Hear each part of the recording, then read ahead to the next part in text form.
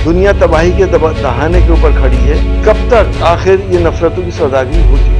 80% हिंदू आबादी है यहाँ पर। पुलिस से लेके पैरामिलिट्री से लेकर मिलिट्री तक में सब हिंदू भाई हैं। 20% मुसलमान बेचारे क्या कर लेंगे उनका? डी कंपनी और लॉरेंस बिश्नोई के बीच में जो लड़ाई चल रही है उसमें सरकार प्रोत्साहन दे रही हो, लेकिन उससे सरकार का कितना बड़ा नुकसान हो रहा है। सिर्फ हिंदुओं से एक होने की बात कह रहे हैं। मुसलमान क्यों ना हो, सिख क्यों ना हो, क्रिश्चियंस क्यों ना हो, उनको तो ये कहना चाहिए था कि हिंदुस्तान के लोग सब एक हो जाओ, मुट्ठी बंद कर लो।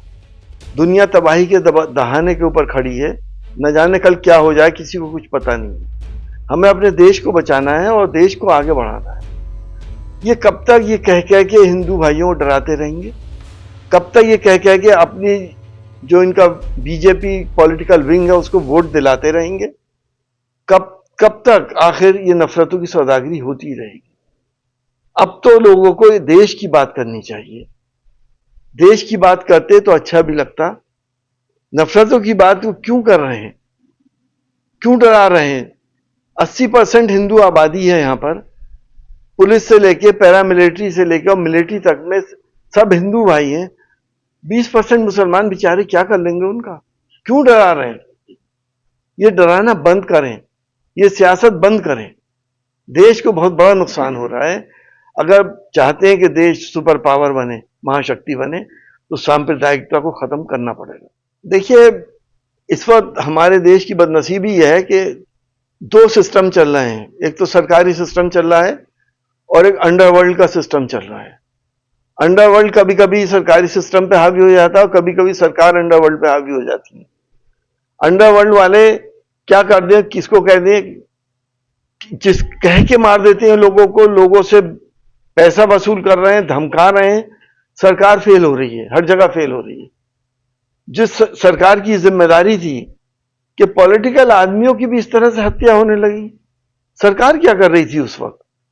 जिम्मेदारी तो सरकार की बनती थी कि अंडरवर्ल्ड से उसे बचा लेते। न जाने आगे किस किस की होगी हत्याएं, किस किस को धमकी दे रखी है। देश के बड़े बड़े कलाकारों तक को धमकी मिली हुई है। क्या उनकी खैर आगे नहीं रहेगी? सरकार को अपना सेल्फ असेसमेंट करना चाहिए, चाहे वो सेंटर की हो या महाराष्ट्र की हो।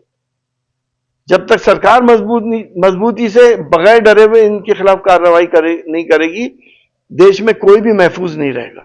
देखिए, हो सकता है डी कंपनी और लॉरेंस बिश्नोई के बीच में जो लड़ाई चल रही है उसमें सरकार प्रोत्साहन दे रही हो, लेकिन उससे सरकार का कितना बड़ा नुकसान हो रहा है। सलमान खान कोई मामूली आदमी नहीं है, वर्ल्ड फेम का आदमी है। क्या आपका कहने का मतलब ये कल को उस पर भी खतरा है?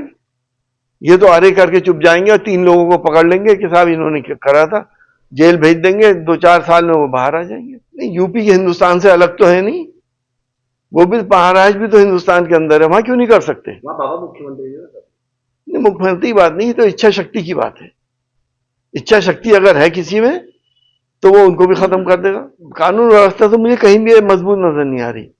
अखबार उठा के देख लीजिए आप, डेली रेप के केस, दुष्कर्म के केस। कौन से दिन का अखबार ऐसा है जिसमें ये नहीं हो रहा हो?